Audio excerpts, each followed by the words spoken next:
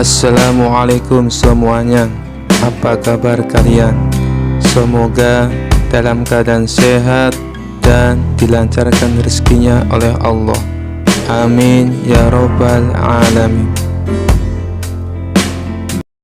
Dikisahkan pada suatu hari Abu Nawas sedang berjalan-jalan di pasar. Ia menemukan sebuah lampu tua berdebu di tumpukan barang rongsokan.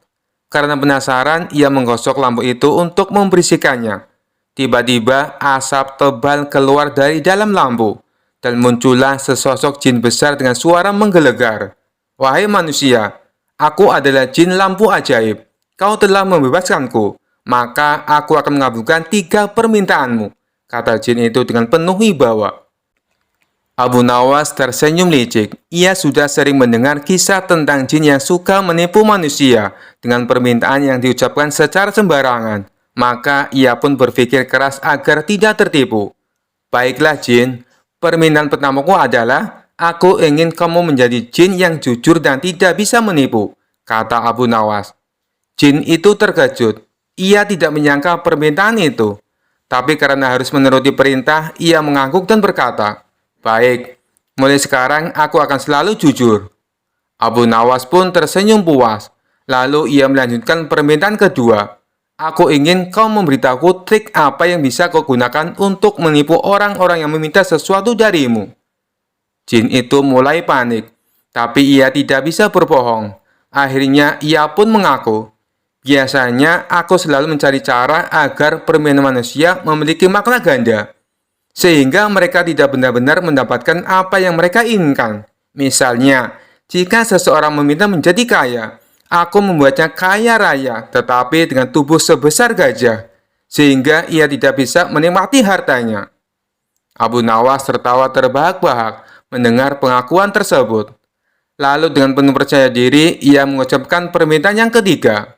"Kalau begitu, aku ingin kau mengabulkan 1 permintaanku tanpa trik atau jebakan." Jin itu mengangguk. "Baik, apa permintaan ketigamu?" Abu Nawas tersenyum dan berkata, "Aku ingin kau kembali masuk ke dalam lampu ini dan tidak pernah keluar lagi." Jin itu terbelalak, tapi ia tidak bisa menolak karena sudah berjanji untuk tidak menipu. Dengan enggan ia menghilang kembali ke dalam lampu. Abu Nawas tertawa puas sambil membawa lampu itu pulang. Kini ia memiliki lampu ajaib dengan jin yang tidak bisa menipu, tapi juga tidak bisa keluar lagi. Dengan begitu, tidak ada orang lain yang bisa tertipu oleh jin licik itu. Sejak hari itu, Abu Nawas dikenal bukan hanya sebagai orang yang cerdik, tetapi juga sebagai satu-satunya manusia yang berhasil mengalahkan jin lampu ajaib. Kisah selanjutnya. Suatu hari, Abu Nawas merasa kehabisan ide-ide cerdik. Ia pun memutuskan untuk berjalan-jalan di kota mencari inspirasi. Di tengah perjalanan, ia melihat seorang pria yang dikenal sebagai orang gila di desanya, sedang tertawa sendirian di tepi jalan. Mungkin orang ini punya cara pandang yang berbeda. Siapa tahu aku bisa belajar sesuatu darinya, pikir Abu Nawas. Dengan penuh rasa ingin tahu, Abu Nawas menghampiri orang gila itu dan berkata, "Wahai tuan, bolehkah aku berguru padamu?" Orang gila itu melihat Abu Nawas dengan mata yang berbinar dan berkata, "Apa? Kau ingin berguru padaku? Baiklah, kalau kau berani."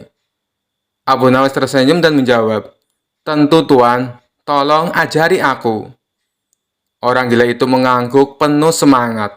"Baik Abu Nawas, pelajaran pertama, buanglah sandalmu ke sungai. Lalu, jalanlah ke pasar tanpa alas kaki." Abu Nawas merasa aneh, tetapi ia menuruti perintah itu. Ia melemparkan sandalnya ke sungai dan pergi ke pasar tanpa alas kaki. Di sepanjang jalan, orang-orang memandangnya dengan cara heran dan beberapa bahkan tertawa melihat Abu Nawas yang terkenal cerdik berjalan seperti orang kebingungan. Setelah ia kembali, orang gila itu tertawa terbahak-bahak. Bagaimana rasanya menjadi bahan tertawaan orang Abu Nawas? Abu Nawas tersenyum.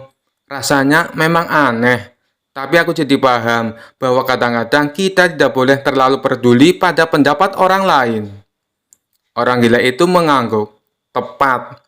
Sekarang pelajaran kedua. kau harus pergi ke rumah makan paling mahal di kota dan pesanlah makanan termewah, tapi bayarnya dengan daun kering. Abu Nawas tertawa kecil, tapi ia tetap mengikuti perintah itu. Ia masuk ke rumah makan, memesan makanan enak. Dan ketika saatnya membayar, ia mengeluarkan segenggam daun kering dari sakunya. Pemilik rumah makan tentu saja marah besar. Hei, kau pikir ini kebun raya? Daun itu bukan uang.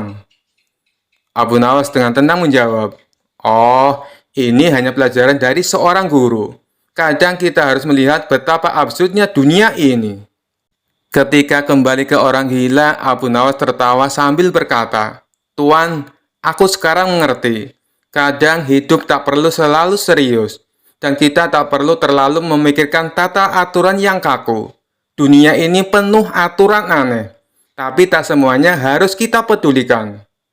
Orang gila itu tersenyum lebar. Kau benar, Abu Nawas. Hidup adalah lelucon yang harus kita nikmati, bukan rumus yang harus kita selesaikan. Sejak saat itu, Abu Nawas merasa mendapatkan pelajaran berharga dari orang yang dianggap gila.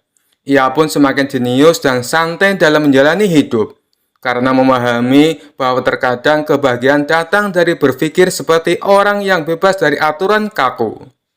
Kisah selanjutnya. Pada suatu hari, di sebuah warung kopi yang ramai, Abu Nawas sedang asik menikmati secangkir kopi pahitnya. Tiba-tiba, seorang ulama datang dan mulai berceramah tentang perbedaan antara jin, iblis, dan setan. Penjelasan sang ulama cukup panjang lebar. Namun, Abu Nawas tampak bosan dan mulai menguap-nguap.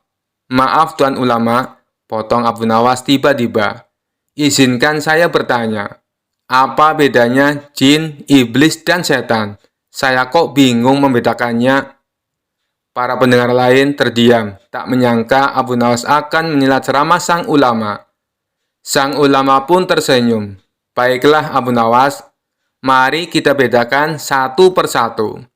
Jin, lanjut sang ulama, adalah makhluk gaib yang diciptakan dari api tanpa asap. Mereka memiliki berbagai bentuk dan kekuatan. Oh, jadi jin itu kayak tukang las ya Tuan Ulama. Kerjanya sama-sama main api, sahut Abu Nawas, membuat semua orang tertawa. Sang ulama pun ikut tersenyum. Iblis, lanjut sang ulama, adalah jin yang durhaka dan dilaknat Allah. Dia adalah musuh terbesar manusia.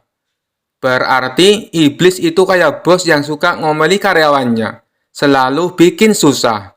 Timpal Abu Nawas lagi, membuat tawa semakin pecah.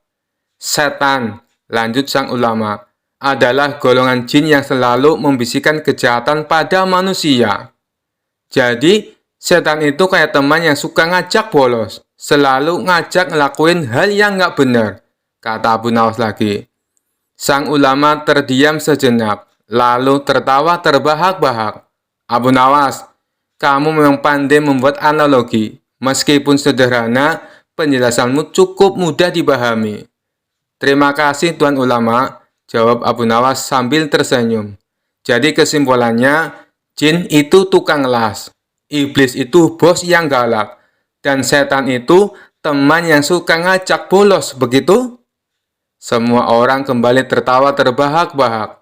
Sejak saat itu, perdebatan tentang jin, iblis, dan setan di warung kopi itu selalu diingat dengan candaan Abu Nawas yang menggelitik. Kisah selanjutnya. Suatu sore, Abu Nawas berjalan melewati sebuah sumur tua di tepi desa yang sudah lama dikenal angker.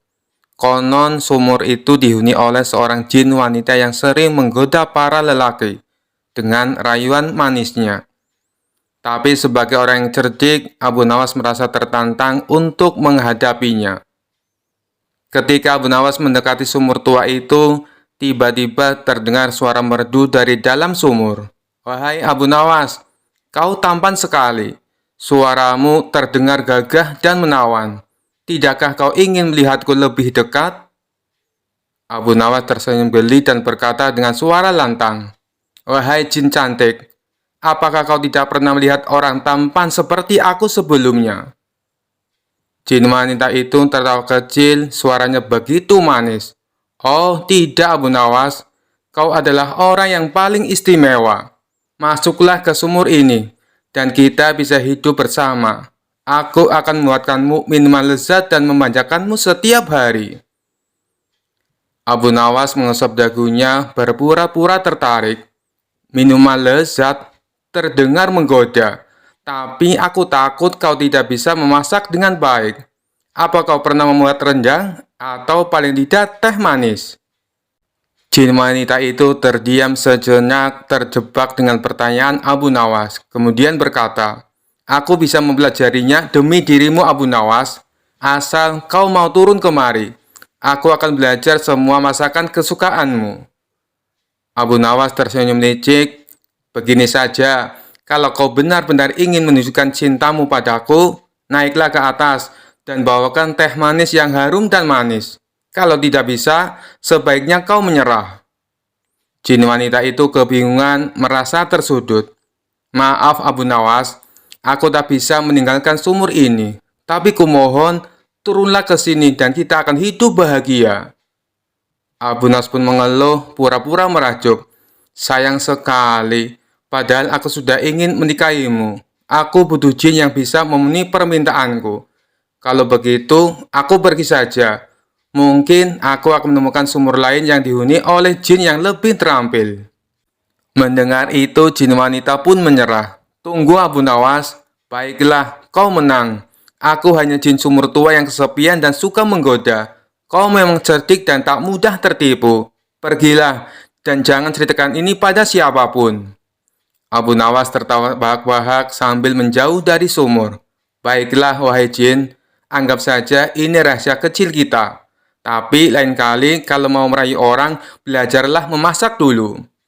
Sejak hari itu, sumur tua itu tak lagi mengeluarkan suara.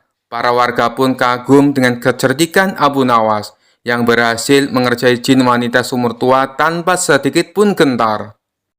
Kisah selanjutnya. Suatu malam yang tenang, Abu Nawas tidur dengan pulas di rumahnya. Namun, tiba-tiba dalam tidurnya ia mulai gelisah. Matanya berkedut, nafasnya tersengal-sengal, dan tubuhnya bergerak seakan-akan sedang berlari. Ternyata Abu Nawas sedang bermimpi buruk dikejar-kejar harimau. Di dalam mimpinya, Abu Nawas berada di sebuah hutan lebat. Ia mendengar deru nafas berat dari balik semak-semak. Ketika menoleh ke belakang, ia melihat seekor harimau besar berlari ke arahnya dengan mata yang bersinar ganas. "Astagfirullah, harimau!" seru Abu Nawas dalam mimpi itu. Sambil berlari secepat mungkin, tapi seperti mimpi pada umumnya, kakinya terasa berat, dan setiap langkahnya seperti berjalan di lumpur. Harimau itu semakin mendekat dan Abu Nawas mulai panik. "Lari Abu Nawas, lari!" Ia berteriak pada dirinya sendiri. Namun tak peduli seberapa keras ia mencoba, harimau itu semakin dekat. Taringnya terlihat tajam dan siap menerkam. Ketika Abu Nawas sudah hampir menyerah, tiba-tiba ia tersandung batu besar dan terjatuh. Dengan cepat, harimau itu melompat ke arahnya. Tapi sebelum harimau itu menerkam, Abu Nawas berteriak, "Tunggu, tunggu dulu." Ajaibnya, harimau itu berhenti di udara, menggantung seperti sedang mempertimbangkan kata-kata Abu Nawas. "Kenapa kau berhenti?" tanya harimau bingung. Abu Nawas yang sudah terpojok tiba-tiba mendapatkan ide cerdik. "Kau tidak boleh menerkamku sekarang," katanya dengan nada yakin. "Aku sedang bermimpi, dan dalam mimpi aku yang mengendalikan segalanya." Harimau itu menatapnya curiga. "Apa maksudmu?" Abu Nawas melanjutkan dengan percaya diri. "Aku bisa mengubahmu menjadi apapun yang aku mau. Bagaimana kalau aku membuatmu jadi kucing manis saja? Atau mungkin seekor ayam?" Harimau itu mulai panik. "Ayam? Tidak, aku tidak mau jadi ayam." Abu Nawas tersenyum lebar. "Lalu bagaimana kalau kita buat kesepakatan? Aku tidak akan mengubahmu jadi ayam, asalkan kau tidak menerkamku." Harimau itu berpikir sejenak, lalu setuju. "Baiklah, kita punya kesepakatan. Aku tidak akan menerkammu." Dengan lega, Abu Nawas mengusap keringat di dahinya. "Bagus, bagus. Sekarang, Bagaimana kalau kau pergi dan tinggalkan aku sendirian?" Harimau itu mengangguk, berbalik dan mulai berjalan menjauh.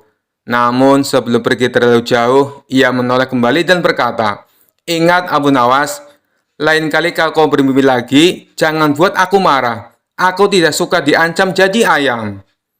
Abu Nawas tertawa dalam mimpinya, merasa telah menang dengan kecerdikannya. Dan saat itu juga ia terbangun. Keringatnya masih membasahi dahi, tapi ia tetap tersenyum lega. Keesokan harinya, para tetangga bertanya, "Abu Nawas, kenapa semalam kau berteriak-teriak dalam tidurmu? Apa kau bermimpi buruk?" Abu Nawas tertawa dan menjawab, "Tidak, hanya mimpi dikejar harimau. Tapi tenang saja, kami sudah membuat kesepakatan. Harimau itu tidak akan berani lagi menerkamku." Kisah selanjutnya. Dikisahkan pada suatu hari di musim hujan, cuaca di kota tempat tinggal Abu Nawas sangat buruk. Hujan turun deras disertai petir yang menggelegar. Orang-orang memilih tetap tinggal di rumah agar terhindar dari bahaya. Namun, Abu Nawas justru berkeliling di luar rumah, berjalan santai dengan payung bolong yang anehnya tidak melindunginya dari hujan. Tetangganya yang melihat Abu Nawas keheranan. "Abu Nawas, apa yang kau lakukan di luar saat hujan begini? Kau tidak takut tersambar petir?" Dengan santai Abu Nawas menjawab, "Justru aku ingin tahu, kenapa petir selalu menyambar pohon atau orang yang memakai logam? Apakah petir bisa mengenali siapa yang disambarnya?" Tetangganya menggeleng-gelengan kepala, menganggap Abu Nawas sedang mencari gara-gara lagi. Saat Abu Nawas berjalan semakin jauh dari rumahnya, tiba-tiba sebuah kilatan petir yang sangat terang menyambar pohon di dekatnya. Pohon itu terbakar seketika. Abu Nawas terkejut, lalu berlari ke tempat yang lebih terbuka. Tapi bukannya kembali ke rumah, ia malah berdiri di tengah lapangan, membuka payung bolongnya lebar-lebar sambil berteriak ke langit. "Wahai petir, jika kau memang berani, sambarlah aku!" teriak Abu Nawas dengan penuh percaya diri. Orang-orang yang melihat dari kejauhan hanya bisa terperangah. "Abu Nawas pasti sudah gila," kata salah seorang dari mereka. Tak lama kemudian, petir besar kembali menyambar. Dan kali ini, petir mengenai payung Abu Nawas. Payung bolongnya terlempar jauh. Sementara Abu Nawas terduduk dengan rambut berdiri seperti sapu ijuk. Orang-orang segera berlari menghampiri Abu Nawas. "Abu Nawas, kau tidak apa-apa?" tanya mereka khawatir. Dengan wajah lemas dan rambut yang masih berdiri, Abu Nawas menjawab dengan nada datar, "Sekarang aku tahu, petir memang benar-benar tidak bisa diajak bercanda." Semua orang yang mendengarnya tertawa terbahak-bahak melihat tingkah Abu Nawas. Sejak kejadian itu, Abu Nawas tidak pernah lagi berjalan-jalan di tengah hujan. Ia bahkan membuat aturan baru untuk dirinya sendiri. Jika hujan turun, lebih baik tidur dan bermalas-malasan di rumah daripada mencari tahu hal-hal yang tidak perlu. Kisah selanjutnya. Dikisahkan bahwa Baginda Raja masih belum menemukan cara untuk menghukum Abu Nawas. Akhirnya ia terpaksa meminta bantuan dari para menterinya. Tapi dari sekian banyak usulan para menterinya, tidak ada satupun yang menurut Baginda Raja berbobot. "Tipuan yang kalian usulkan sangat mudah dipecahkan. Jangankan Abu Nawas, aku sendiri bisa dengan mudah menebaknya," ujar Baginda Raja merasa tidak puas. Tiba-tiba penasihat kerajaan berkata, "Ampun Paduka yang mulia, bukankah Paduka mempunyai batu lumpang yang sudah retak? Suruh saja Abu Nawas menjahitnya." Mendengar hal itu, Baginda Raja langsung kegirangan. "Usulanmu bagus, aku setuju dengan idemu. Cepat panggil Abu Nawas kemari," kata Baginda Raja. Singkat cerita, datanglah Abu Nawas menghadap Baginda Raja. "Ampun beribu ampun Paduka yang mulia. Ada gerangan apa Paduka memanggil hamba?" tanya Abu Nawas. "Aku ada tugas baru untukmu," ujar Baginda Raja. "Tugas apakah itu, hai Paduka yang mulia?" tanya Abu Nawas lagi. "Aku punya lumpang yang terbuat dari batu.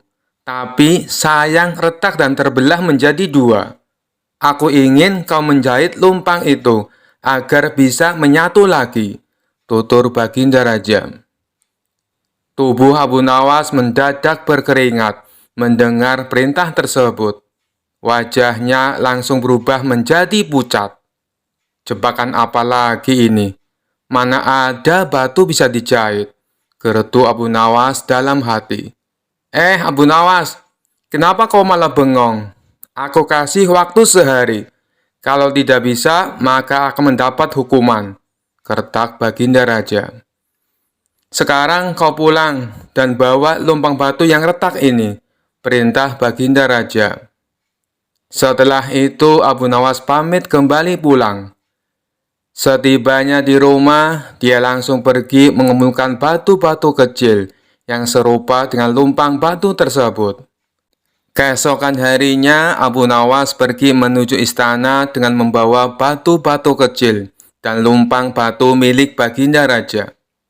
Setelah sampai di istana, Baginda Raja langsung bertanya kepada Abu Nawas. "Hei Abu Nawas, apakah lumpang batunya sudah dijahit?" tanya Baginda Raja. "Ampun Paduka yang mulia, hamba sudah mengumpulkan batu-batu kecil yang sama persis jenisnya dengan lumpang batu milik Paduka. Dan hamba minta tolong kepada Paduka untuk memilihkan serat dari batu-batu kecil yang hamba kumpulkan. Setelah itu hamba akan jahit batu lumpang milik Paduka," jawab Abu Nawas. "Apa-apaan kau ini? Siapa juga yang dapat membuat batu sekecil itu menjadi benang?" tanya Baginda Raja. "Ampun beribu ampun Paduka yang mulia. Tapi lumpang batu milik Paduka tidak bisa bila dijahit pakai benang biasa. Lumpang batu itu harus dijahit dengan benang yang terbuat dari batu," ujar Abu Nawas. Mendengar penjelasan Abu Nawas, Baginda Raja pun tak bisa berbuat apa-apa. "Kau memang cerdik Abu Nawas," ungkap Baginda Raja dalam hati. Dengan terpaksa, Baginda Raja kembali membebaskan Abu Nawas. Sosok humoris itu pun lolos dari hukuman, meskipun tidak bisa menyelesaikan tugas mustahil yang diberikan oleh Baginda Raja. Kisah selanjutnya. Pada suatu hari, Raja sedang dalam suasana hati yang penuh penasaran. Ia baru saja membaca kitab filsafat yang membahas tentang kesabaran manusia. Namun, ia tidak menemukan jawaban yang memuaskan. Maka, ia memanggil Abu Nawas ke istana untuk menjawab pertanyaan besar itu. "Abu Nawas, aku ingin bertanya padamu," kata Raja dengan nada serius. "Tentu, Baginda. Tanya saja apapun itu," jawab Abu Nawas dengan senyum penuh percaya diri. "Di mana batas kesabaran manusia?" tanya Raja dengan penuh harap. Abu Nawas menggaruk kepala, berpikir sejenak, kemudian berkata, "Baginda, untuk menjawab pertanyaan itu, saya butuh waktu sehari." Raja mengangguk setuju. "Baiklah, aku beri kau waktu sehari, tapi jangan coba-coba mengelak." Keesokan harinya, Abu Nawas datang ke istana dengan membawa seember air. Raja penasaran, apa maksudnya membawa ember itu? Abu Nawas tersenyum dan berkata, "Baginda, saya akan menunjukkan batas kesabaran hari ini. Silakan duduk di kursi megah itu." Raja menurut. Abu Nawas kemudian menuangkan air dari ember ke kepala Raja, membuatnya basah kuyup. "Abu Nawas, apa yang kau lakukan?" teriak Raja marah. Abu Nawas tetap tenang. "Baginda sabar dulu. Bukankah Baginda ingin tahu di mana batas kesabaran? Saya sedang mengujinya." Raja berusaha menahan amarahnya. "Baiklah, aku akan sabar." Abu Nawas tersenyum lebar. Namun beberapa menit kemudian, ia mengambil seember air lagi dan menuangkannya ke kepala Raja. "Abu Nawas, kali ini kau sudah keterlaluan," bentak sang Raja. Abu Nawas hanya mengangkat bahu. "Baginda, sabar itu tidak ada batasnya, kecuali Baginda sendiri yang memutuskan batas itu." Raja terdiam merenungi kata-kata Abu Nawas. Tapi sebelum ia sempat menjawab, Abu Nawas berkata lagi, "Namun kalau Baginda sudah marah, artinya Baginda sudah menemukan batas kesabaran itu. Jadi saya sudah berhasil menjawab pertanyaan Baginda." Raja akhirnya tertawa terbahak-bahak. Abu Nawas, kau benar-benar cerdik sekaligus nakal. Tapi aku paham sekarang, batas kesabaran memang tergantung pada diri sendiri. Abu Nawas tersenyum penuh kemenangan. Betul sekali Baginda, tapi saya harap Baginda tetap sabar, karena air ini tadi adalah air sumur yang dingin sekali. Raja tertawa lagi, meski masih sedikit kesal dan memaafkan Abu Nawas. Sejak itu, Raja belajar untuk lebih memahami kesabaran, terutama saat berhadapan dengan kecerdikan Abu Nawas. Kisah selanjutnya. Dikisahkan di suatu kota, ada seorang pendeta muda yang terkenal sombong. Ia selalu merasa dirinya paling pandai dan suka mempermalukan orang di depan umum. Suatu hari, ia mendengar tentang Abu Nawas, seorang yang terkenal cerdik dan penuh akal. Pendeta muda itu berpikir, aku harus mempermalukan Abu Nawas di depan semua orang, supaya orang-orang tahu aku lebih pintar. Ia lalu mengatur rencana licik. Pendeta muda mengundang Abu Nawas ke gereja dengan alasan ingin berdiskusi soal ilmu pengetahuan. Karena Abu Nawas dikenal tidak pernah menolak tantangan, ia pun datang ke gereja dengan senyuman.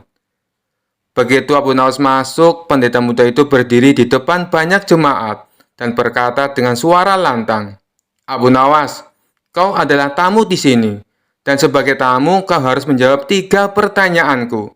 Jika kau tidak bisa menjawab, maka aku akan menyuruhmu keluar dengan rasa malu. Abu Nawas tetap tenang dan tersenyum.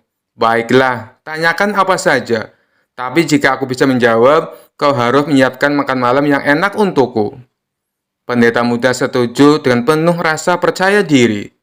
Pertanyaan yang pertama, apa yang paling dekat dengan kita di dunia ini? Abu Nawas menjawab tanpa ragu, kematian, sebab tak ada yang tahu kapan ia akan datang, dan ia selalu mengikuti kita kemanapun kita pergi. Pendeta muda terdiam, tak menyangka Abu Nawas bisa menjawab dengan begitu cepat dan bijak. Pertanyaan yang kedua, apa yang paling berat di dunia ini? Abu Nawas tersenyum dan berkata, menahan nafsu dan amarah. Banyak orang kuat mengangkat beban berat, tapi sedikit yang mampu menahan dirinya sendiri. Para jemaat mengangguk setuju mendengar jawaban Abu Nawas. Sementara pendeta muda mulai terlihat gugup. Pertanyaan yang ketiga, apa yang paling ringan di dunia ini? Abu Nawas dengan tenang menjawab, meninggalkan ibadah dan kebaikan. Banyak orang dengan mudah meninggalkannya hanya karena alasan sepele. Pemuda muda terdiam, ia tahu bahwa semua jawaban Abu Nawas benar dan sangat bijaksana. Para jemaat pun mulai berbisik-bisik memuji kecerdasan Abu Nawas. Karena merasa dipermalukan di depan umum, pendeta muda mencoba trik terakhirnya. Baiklah, kau menjawab semua pertanyaan dengan baik. Tapi sebelum aku menyiapkan makan malam untukmu, aku ingin melihat apakah kau benar-benar cerdik. Bisakah kau menghilang dari tempat ini tanpa berjalan keluar lewat pintu? Abu Nawas tersenyum lebar dan berkata, tentu saja. Ia lalu duduk tenang, memejamkan mata dan berkata, sekarang aku sudah tidak ada di sini, karena jiwaku sudah melayang jauh ke negeri lain, yang tinggal hanya tubuhku, jadi aku sudah hilang. Semua orang tertawa terbahak-bahak mendengar kecerdikan Abu Nawas. Sementara pendeta muda hanya bisa menahan malu. Akhirnya ia memenuhi janjinya dengan menghidangkan makan malam. Kisah selanjutnya, yang enak untuk Abu Nawas. Dikisahkan Abu Nawas mempunyai seekor burung nuri yang cantik. Tiap pagi dan sore Abu Nawas rajin memandikan burungnya. Pada suatu ketika, Baginda Raja Harun al-Rasyid bertandang ke rumah Abu Nawas. Kedatangan paduka raja yang tiba-tiba itu membuat Abu Nawas kaget. Pasalnya di rumah Abu Nawas tidak tersedia makanan untuk menjamu sang raja. Tidak usah repot-repot Abu Nawas, saya hanya mampir sebentar. Bagaimana kabarmu? Lama sekali kamu tidak ke istana, ucap sang raja. Alhamdulillah, keadaan saya baik-baik saja, Paduka, balas Abu Nawas. Paduka Raja mengamati sekeliling rumah Abu Nawas. Saat matanya tertuju ke pojokan rumah, Paduka Raja melihat seekor burung nuri di dalam sangkar. Kamu sekarang memelihara burung, wahai Abu Nawas? Tanya sang raja. Betul sekali, Paduka yang mulia, jawab Abu Nawas. Sang raja kembali berkata, burung kamu bagus, bulunya juga indah. Saya suka sekali melihatnya. Kalau kamu berniat menjualnya, jangan dia tawarkan kepada orang lain. Tawarkan saja kepadaku. Berapapun harganya, pasti aku akan membayarnya. Abu Nawas tidak menjawab, ia hanya menganggukkan kepalanya. Tapi dalam hati Abu Nawas berkata, mana mungkin aku menjual burung yang tidak berharga ini kepada Baginda Raja. Keesokan paginya, Abu Nawas datang ke istana. Dia datang dengan membawa burung nuri yang diinginkan Baginda Raja. Abu Nawas tidak ingin menjualnya. Dia ingin memberikan cuma-cuma kepada Baginda Raja. Tapi di pintu gerbang istana, dua orang pengawal menahannya. Mereka berdua adalah kepercayaan menteri istana yang dengki kepada Abu Nawas. Ada keperluan apa kamu datang kemari? Tanya pengawal.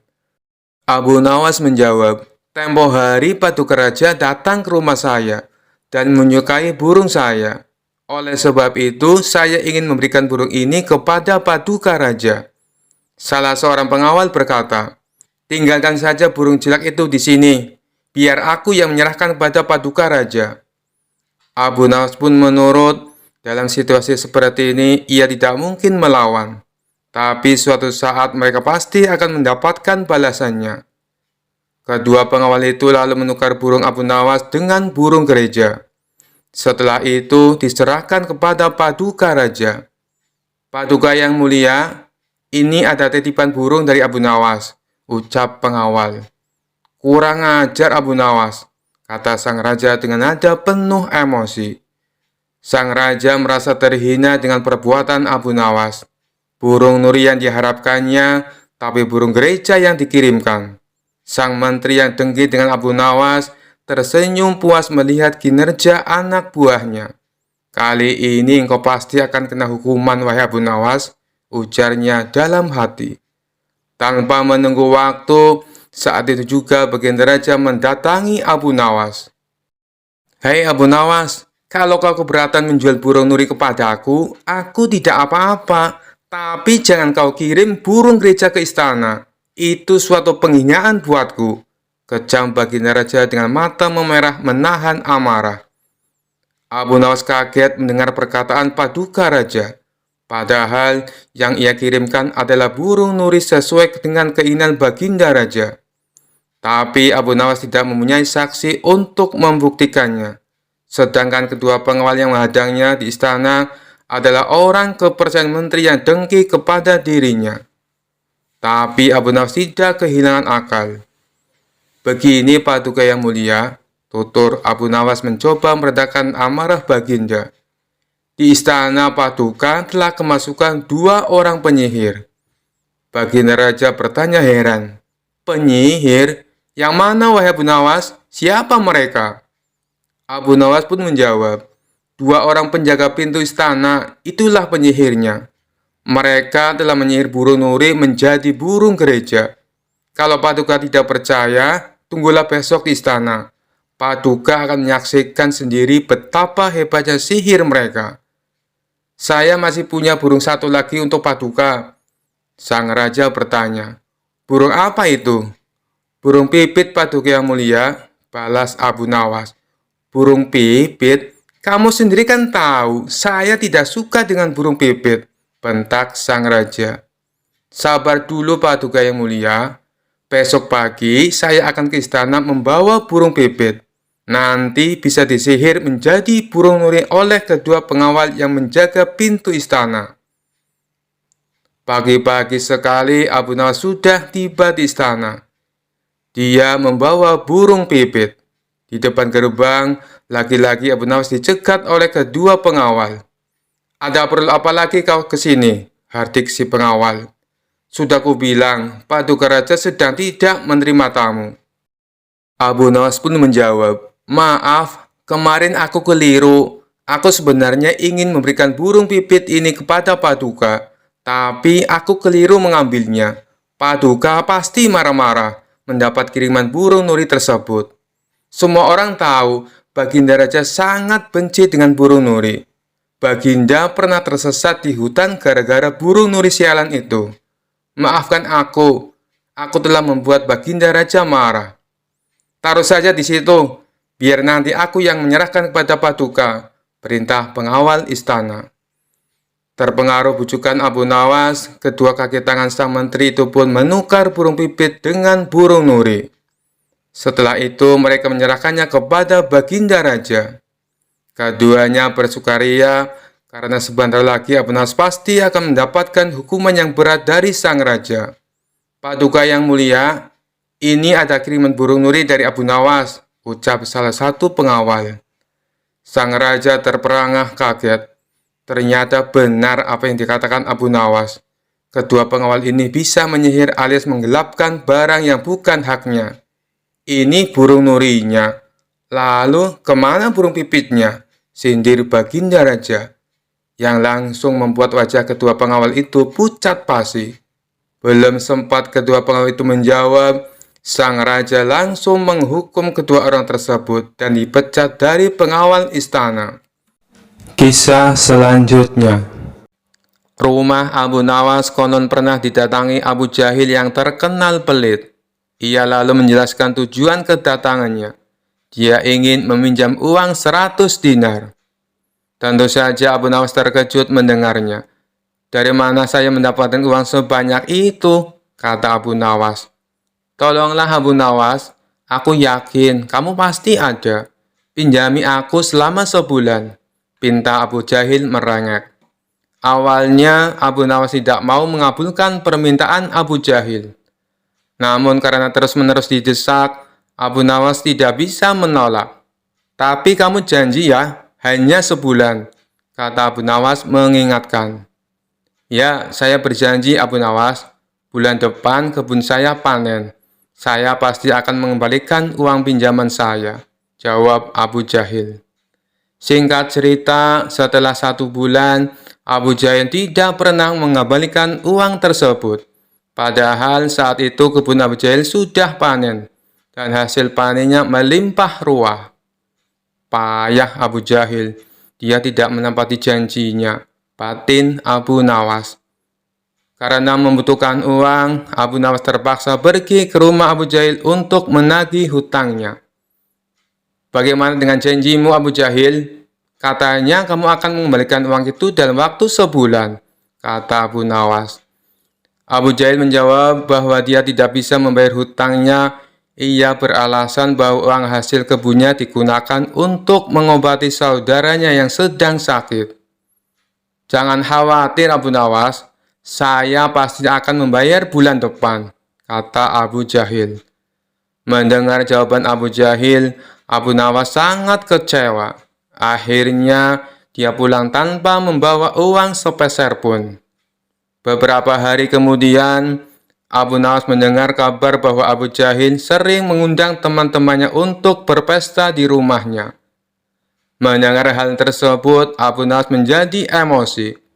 Kurang ajar, katanya dia kekurangan uang, tetapi dia malah sering mengadakan pesta, gerutu Abu Nawas. Abu Jahil pasti tidak akan membayar hutangnya, karena 1000 alasan. Akhirnya Abu Nawas mendapat ide untuk mengerjai Abu Jahil. Keesokan harinya, Abu Nawas pergi ke desa seberang untuk menemui sahabatnya. Dia mulai menyusun strategi dan meminta bantuan seorang teman. Setelah strateginya matang, Abu Nawas segera mendatangi rumah Abu Jahil.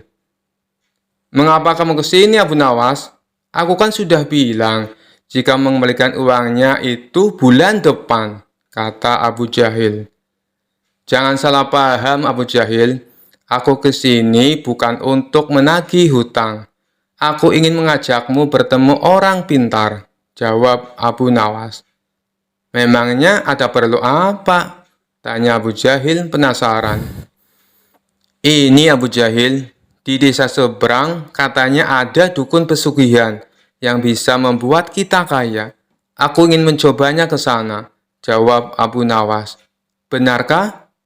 Baiklah Abu Nawas, aku ikut. Aku juga ingin kaya. kata Abu Jahil kegirangan mendengar adanya tawaran dukun pesugihan itu. Singkat cerita, Abu Nawas dan Abu Jahil tiba di rumah dukun pesugihan tersebut. Setelah memanggil keduanya, dukun itu bertanya, "Apa yang kamu lakukan di sini?" Abu Nawas kemudian mengutarakan keinginannya agar ia ingin kaya tanpa bekerja. "Ah, itu mudah, tapi ada syaratnya," kata sang dukun. "Apa syaratnya?" tanya Abu Nawas. "Syaratnya harus ada yang dikorbankan. Tapi jangan khawatir, korbannya tidak harus dari keluarga. Orang lain juga bisa dikorbankan. Tapi orang lain itu adalah orang yang terkait dengan hartamu," jawab sang dukun. "Apa maksudmu? Aku tidak mengerti," tanya Abu Nawas lagi. "Ya, misalnya siapapun yang berhutang uang kepadamu, orang itu dapat digunakan sebagai korban, meskipun dia bukan anggota keluargamu," jawab sang dukun. "Bagaimana jika orang itu tidak mau?" tanya Abu Nawas. "Kamu tidak perlu meminta izin kepada orang tersebut. Nanti ia akan jadi korban tanpa ia sadari dan tiba-tiba mati dengan mengerikan," kata sang dukun menjelaskan. "Oh, aku mengerti. Baiklah, aku setuju," jawab Abu Nawas sambil memandang Abu Jahil. Abu Jahil yang merasa dikorbankan langsung gemetaran. Dukun itu kemudian mengajari Abu Nawas mantra sebagai ritual. Tengah malam, setelah kembali dari rumah sang dukun, Abu Nawas berkata di tengah jalan, "Abu Jahil, kamu tidak perlu mengembalikan hutang yang 100 dinar. Saya ikhlas." Mendengar hal itu, Abu Jahil langsung ketakutan. "Jangan Abu Nawas, saya akan mengembalikan uang kamu nanti. Tepatnya saat sampai di rumah saya. Nanti akan segera aku kembalikan," kata Abu Jahil dengan ketakutan. "Bukankah kamu kemarin mengatakan bahwa kamu kehabisan uang?" kode Abu Nawas. "Saya masih punya banyak uang, Abu Nawas. Aku sengaja berbohong padamu," kata Abu Jahil. Akhirnya Abu Jahil segera mengembalikan uang pinjamannya kepada Abu Nawas di hari itu juga, sejumlah uang 100 dinar. Setelah diselidiki, terungkap bahwa dukun yang didatangi Abu Nawas dan Abu Jahil adalah sahabat Abu Nawas. Taktik ini sengaja diatur oleh Abu Nawas dan kawannya tersebut, agar Abu Jahil segera melunasi hutangnya. Dikisahkan Abu Nawas kerap kali mendapat hadiah berupa pundi-pundi uang yang banyak dari Baginda Raja, karena selalu berhasil memecahkan kasus-kasus yang rumit. Rupanya hal ini mengundang rasa iri dengki oleh sebagian hakim istana yang berjumlah 5 orang. Mereka beralasan bahwa menangani kasus sudah jadi pekerjaan para hakim, bukan tugasnya Abu Nawas. Kelima hakim tersebut lalu berkumpul untuk membahas masalah ini. "Enak saja Abu Nawas, dia mendapat hadiah yang seharusnya jadi milik kita," kata salah satu dari mereka. "Benar, ini tak boleh dibiarkan. Ayo, kita ajukan protes kepada Baginda Raja," sahut yang lainnya. Maka kelima hakim ini menghadap Baginda Raja dan menyatakan keberatannya. Mendengar keluhan mereka, Baginda Raja menanggapinya dengan bijak. "Kalian kan sudah mendapat gaji tiap bulannya, sedangkan Abu Nawas tidak mendapatkan. Jadi wajar kalau aku memberinya hadiah. Itu sebagai rasa terima kasih karena telah membantu menyelesaikan masalah," tutur Baginda Raja. "Tapi itu kan seharusnya sudah menjadi tugas kami. Kenapa Paduka berikan kepada Abu Nawas?" protes salah satu hakim. "Saya tahu kalian orang pintar dan berpendidikan. Tapi kasus yang aku percayakan pada Abu Nawas butuh kecerdasan dan kebijaksanaan," terang Baginda Raja. "Soal kebijaksanaan, kami juga bisa Paduka yang mulia," ujar mereka. Karena mereka bersikukuh dengan pendiriannya, akhirnya Baginda Raja membuat sebuah tantangan. "Baiklah, akan saya uji kalian dengan kasus yang sederhana. Jika kalian bisa memecahkannya, saya tidak akan lagi meminta bantuan Abu Nawas, kata Baginda Raja. Kemudian Baginda Raja perintahkan pelayan untuk membawakan papan tulis. Lalu di papan tulis tersebut Baginda Raja menggambar garis dengan panjang 100 cm. Sekarang masing-masing dari kalian maju dan perpendek garis ini, perintah Baginda Raja. Hakim pertama maju ke depan. Ia menghapus 20 cm dari garis itu, dan kini menjadi 80 cm. Selanjutnya Baginda Raja mempersilakan hakim kedua untuk melakukan hal yang sama. Ia pun menghapus garis sepanjang 20 cm, dan garis tersebut kini menjadi 60 cm. Hakim ketiga dan hakim keempat pun maju ke depan. Mereka berdua melakukan hal yang sama, hingga garis itu tinggal 20 cm. Tibalah giliran hakim yang kelima. Ia terlihat kebingungan, tak tahu harus bagaimana. Kemudian Baginda Raja bertanya, "Apakah engkau akan melakukan hal yang sama seperti kawanmu? Kalau demikian, garisnya akan hilang. Padahal yang aku minta perpendek garisnya, bukan menghilangkan garisnya. Tapi kalau hanya menghapus 10 cm, berarti kau telah berbuat tidak adil, karena keempat kawanmu menghapus 20 cm. Lalu, bagaimana caramu memecahkan masalah ini? Kalau engkau kebingungan, silakan kamu tanya pada keempat kawanmu," ujar Baginda Raja. Kelima hakim tersebut mulai berpikir keras untuk mencari solusinya.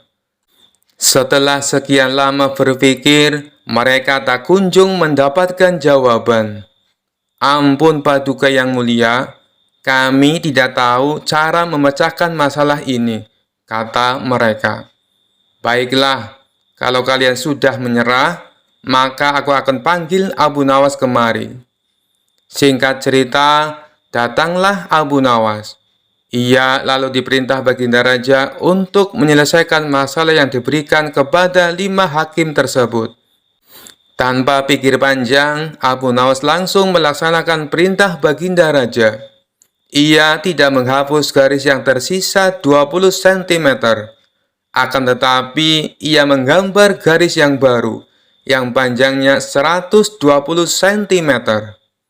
Garis tersebut lebih panjang daripada garis yang pertama yang dibuat oleh Baginda Raja. Setelah Abu Nawas selesai dengan tugasnya, Baginda Raja lalu berkata kepada mereka, "Kalian lihat sendiri kan, bagaimana cara Abu Nawas menyelesaikan masalah untuk membuat garis menjadi pendek. Kalian tak perlu menghapusnya, cukup membuat garis baru yang lebih panjang. Maka garis pertama akan menjadi lebih pendek dengan sendirinya."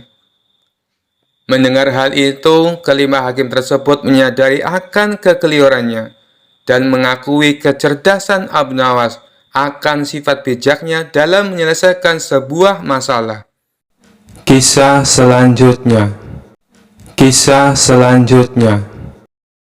Diceritakan suatu hari Baginda Raja mengundang beberapa ulama berkumpul di istananya. Tentu saja Abu Nawas juga hadir dalam pertemuan tersebut. Tujuan Baginda Raja mengundang mereka untuk membahas tentang berbagai masalah hukum agama. Dengan begitu, beliau tetap bisa menimba ilmu tanpa harus meninggalkan istananya. Ulama fikih menyampaikan keilmuannya seputar halal haram dalam hukum agama Islam. Ulama tauhid menyampaikan keilmuannya seputar keesaan Allah Subhanahu wa Ta'ala beserta kekuasaannya yang meliputi alam semesta. Begitu juga dengan ulama yang lainnya. Setelah masing-masing ulama menyampaikan ilmu sesuai bidangnya, tibalah giliran Abu Nawas. Dikarenakan bingung harus menyampaikan apa, Abu Nawas pun berkata, "Ampun Paduka yang mulia, apa yang ingin Paduka dengar dari hamba? Hamba rasa para ulama ini sudah menyampaikan semuanya." "Kalau menurutmu demikian, baiklah. Berarti sekarang waktunya untuk tanya jawab," ucap Baginda Raja. "Abu Nawas, apa yang kau ketahui tentang rezeki?" tanya Baginda Raja. "Kita semua pasti meyakini bahwa rezeki datangnya dari Allah Subhanahu wa Ta'ala. Sebagaimana dalam firman-Nya, tidak ada suatu binatang melata pun di bumi, melainkan Allah lah yang memberi rezekinya. Jelas Abu Nawas. Rezeki itu bisa datang dari mana saja, Paduka. Kita sebagai manusia cukup bertawakal dengan benar. Niscaya rezeki akan datang kepada kita. Lakukan yang menjadi bagianmu. Selanjutnya, biarkan Allah yang mengurus lainnya." Ini berdasarkan hadis Nabi yang berbunyi, "Andai kalian bertawakal kepada Allah sebenar-benar tawakal, niscaya Allah akan berikan rezeki kepada kalian. Sebagaimana Dia memberikan rezeki kepada burung yang pergi dalam keadaan lapar, lalu pulang dalam keadaan kenyang." Papar Abu Nawas. Ternyata pandangan Abu Nawas mengenai rezeki tidak sama dengan para ulama yang hadir. "Wahai Abu Nawas, seandainya seekor burung tidak keluar dari sangkarnya, bagaimana mungkin ia akan mendapatkan rezeki?" tanya salah satu ulama. "Untuk mendapatkan rezeki dibutuhkan usaha dan kerja keras, Abu Nawas. Rezeki itu tidak datang sendiri, melainkan harus dicari dan didapatkan melalui sebuah usaha," timpal ulama yang lain. Tapi Abu Nawas bersikukuh dengan pendapatnya, sehingga terjadilah sedikit perdebatan di antara mereka. Tidak ingin debat berkepanjangan, Abu Nawas lalu berkata, "Begini saja, besok kita berkumpul lagi di sini. Buktikan pendapat kalian di hadapan Paduka Raja." Para ulama pun sepakat dengan tawaran Abu Nawas tersebut. Abu Nawas dan para ulama kemudian pamit kepada Baginda Raja meninggalkan istana. Setelah berpamitan kepada Baginda Raja, Abu Nawas pun segera pulang ke rumahnya, sebab ia harus mengajar murid-muridnya. Sementara para ulama tersebut sibuk mencari cara untuk membuktikan pendapat mereka. Sampai pada akhirnya, saat berjalan pulang menyusuri sebuah desa, para ulama melihat penduduk setempat sedang panen buah kurma. Kemudian, terbesitlah niatan untuk membantu warga. Setelah selesai dengan pekerjaannya, para ulama ini mendapat imbalan beberapa ikat buah kurma dari warga setempat. Mereka senang bukan main. Para ulama itu senang bukan karena mendapatkan kurma, tetapi memiliki alasan untuk menyampaikan kepada Abu Nawas dan Baginda Raja bahwa pendapat mereka soal rezeki adalah benar. Kita mendapatkan buah kurma karena berusaha dan bekerja, sedangkan Abu Nawas hanya diam di rumah. Mana mungkin dia mendapatkan kurma? Ini menunjukkan bahwa rezeki bisa didapat bila mencarinya dan bekerja. Jadi pendapat kita sudah benar. Besok, kita bawa ini sebagai buktinya. Kita tunjukkan kepada Abu Nawas dan Baginda Raja, kata salah satu ulama kepada kawannya. Maka pada keesokan harinya, para ulama ini datang ke istana. Sesampainya di sana, ternyata sudah ada Abu Nawas duduk di hadapan Baginda Raja. Melihat para ulama sudah datang, Baginda Raja segera menyambutnya. "Kemarilah, silakan duduk tuan-tuan," sambut Baginda Raja. Mereka lalu duduk bersebelahan dengan Abu Nawas. Salah satu ulama kemudian berkata, "Ampun Paduka yang mulia, sesuai dengan janji kami membawakan bukti atas pendapat kami. Kami rasa pendapat Abu Nawas kurang tepat. Justru pendapat kamilah yang lebih tepat." Mendengar hal itu, Baginda Raja pun bertanya, "Bukti apa yang kalian bawa?" Para ulama ini segera menunjukkan beberapa ikat buah kurma, lalu meletakkannya di hadapan Abu Nawas dan Baginda Raja. Buah kurma ini kami dapat karena kemarin kami bekerja membantu warga panen kurma. Jadi, mengenai pendapat Abu Nawas yang mengatakan seseorang cukup bertawakal dengan benar, nanti rezeki akan datang sendiri, kami rasa pendapat tersebut kurang tepat, Paduka. Pendapat kamilah yang lebih tepat, karena rezeki itu harus dicari. Seandainya kami tidak bekerja membantu warga, kurma ini tentu tidak akan sampai di tangan kami. Sedangkan Abu Nawas kemarin hanya berdiam diri di rumah. Apakah Abu Nawas mendapat kurma seperti kami? Tentu saja tidak, Paduka. Karena kemarin Abu Nawas tidak bekerja, kata ulama menjelaskan. Yang kalian katakan itu benar sekali. Aku sependapat dengan kalian, sahut Baginda Raja. Bagaimana denganmu, Abu Nawas? Apakah kamu masih membantahnya? Tanya Baginda Raja. Mendengar hal itu, Abu Nawas hanya tersenyum seraya mengambil kurma dan mencicipinya. Kemudian ia berkata, "Kemarin aku memang hanya di rumah seharian, karena aku harus mengerjakan tugasku sebagai guru, yaitu mengajar murid-muridku. Hari ini, saat kalian bercerita tentang kurma, tiba-tiba saya jadi kepengin.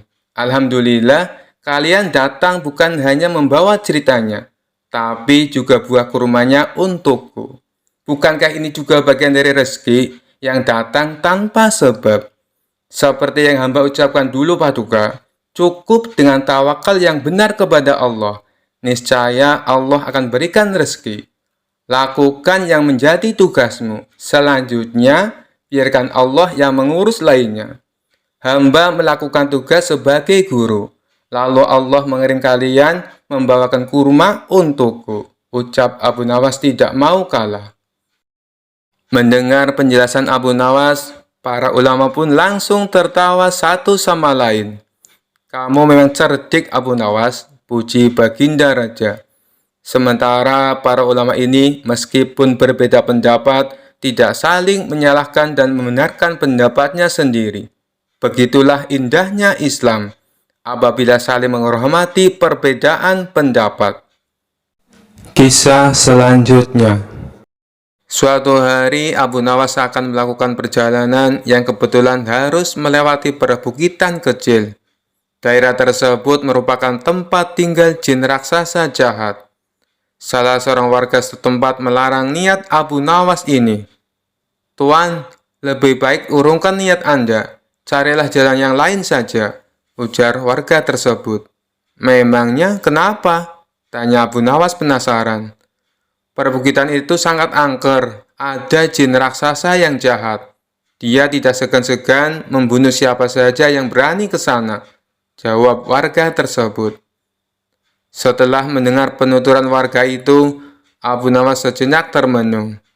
Tapi ini adalah jalan satu-satunya. Tidak ada jalan yang lain lagi, pikirnya. Setelah berpikir matang-matang dengan segenap keberanian, akhirnya Abu Nawas nekat melewati perbukitan kecil tersebut. Benar saja, baru beberapa langkah menginjakkan kaki di sana, tiba-tiba muncul sosok makhluk raksasa yang tidak lain adalah jin jahat. "Hai manusia, lancang sekali kau kemari. Kamu mau cari mati?" bentak jin raksasa jahat. "Tidak, aku hanya numpang lewat, karena ini adalah jalan satu-satunya," jawab Abu Nawas. "Kamu tahu, ini adalah daerah kekuasaanku. Siapapun dilarang lewat sini," kata jin raksasa jahat memberitahu. "Bukannya ini adalah bumi Allah? Kamu tidak ada hak melarangku," balas Abu Nawas. "Oh, jadi kamu menantangku? Akan aku hancurkan tubuhmu," ancam jin raksasa jahat. "Baik, silakan mencobanya, tetapi aku bisa mengalahkanmu, sebab aku sangat perkasa lebih dari yang kau bayangkan," sahut Abu Nawas tidak mau kalah. "Omong kosong, kau pasti seorang sufi. makanya berani menantangku. Orang-orang sufi itu hanya terpikat pada masalah rohani. Kau tidak akan bisa mengalahkanku, sebab aku memiliki kekuatan. Wujudku 30 kali lipat lebih besar darimu, ucap jin raksasa jahat. Wujudmu memang lebih besar dariku, tapi itu tidak menjamin kau lebih perkasa. Kalau kau menginginkan uji kekuatan, ambil batu ini dan peraslah air darinya, balas Abu Nawas. Abu Nawas lalu memungut sebutir batu kecil dan diberikannya kepada jin raksasa yang jahat itu. Seketika batu kecil hancur lebur dalam genggamannya, akan tetapi tidak setetes pun air yang keluar. Jin raksasa jahat tersebut coba mengulanginya beberapa kali dengan batu yang lain, tapi usahanya sia-sia. Akhirnya jin raksasa jahat itu pun menyerah. Ini mustahil, tidak mungkin ada air di dalam batu. Coba kau tunjukkan kalau batu memang ada airnya, kata jin raksasa penasaran. Dalam keremang-remangan, Abu Nawas mengambil sebuah batu kecil yang lapuk. Bersamaan dengan itu, tanpa sepengetahuan jin raksasa, Abu Nawas juga mengambil sebutir telur dari kantong bajunya. Lantas merupakan batu kecil menggunakan genggaman tangannya. Seketika cairan telur langsung menetes keluar. Melihat hal itu, jin raksasa jahat sangat terkesan dengan kesaktian Abu Nawas. Kamu luar biasa. Menginaplah di tempat tinggalku malam ini. Akan kujamu kau dengan bermacam hidangan, ajak jin raksasa. Abu Nawas pun mengikutinya masuk ke sebuah gua yang sangat besar. Sesampainya di dalam sana, ia melihat banyak sekali harta dan perhiasan.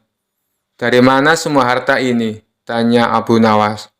Jin raksasa jahat memberitahu semua harta dan perhiasan tersebut adalah milik para kabilah yang tersesat dan sudah dibunuh.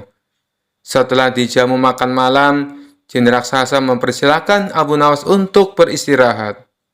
Berbaringlah di sebelahku dan tidurlah, kata jin raksasa jahat. Jin raksasa kemudian membaringkan diri dan segera tidur. Sementara Abu Nawas yang secara naluri mengetahui adanya bahaya pengkhianatan, segera bangkit dan menyembunyikan diri di tempat yang agak jauh dari jin raksasa itu. Abu Nawas mengatur tempat pembaringannya agar seolah-olah tidur di samping jin raksasa. Tidak lama setelah itu, jin raksasa itu bangun. Dia mengambil sebuah batang pohon, lalu menghajar Abu Nawas dengan sekuat tenaga, yang dikiranya masih tidur di sebelahnya. Jin raksasa jahat memukul bertubi-tubi sebanyak 7 kali, kemudian kembali berbaring dan tertidur. Setelah jin raksasa benar-benar tidur, barulah Abu Nawas membaringkan tubuhnya tepat di sebelah jin raksasa. Saat hari sudah menjelang pagi, keduanya pun terbangun. Betapa kagetnya jin raksasa melihat Abu Nawas masih hidup, bahkan tidak ada luka sedikit pun. Guamu nyaman sekali untuk istirahat, tapi sayang, tadi malam aku agak terganggu, sebab aku sempat merasa ada nyamuk menggigitku sampai 7 kali, ucap Abu Nawas. Tentu saja hal itu sangat mengejutkan jin raksasa, hingga tidak berani lagi menyerang Abu Nawas. Bagaimanapun, kalau seorang telah dipukul sebanyak 7 kali dengan batang pohon oleh jin raksasa, pasti akan mati. Apalagi memukulnya menggunakan tenaga sekuat-kuatnya. Akhirnya, jin raksasa jahat tersebut memerintahkan Abu Nawas untuk melanjutkan perjalanannya. Berkat kecerdikannya, Abu Nawas pun selamat dari pembunuhan. Sekian dulu perjumpaan kita kali ini. Sampai bertemu lagi di kisah-kisah selanjutnya. Terima kasih yang sudah subscribe dan setia menonton channel ini. Wassalamualaikum warahmatullahi wabarakatuh.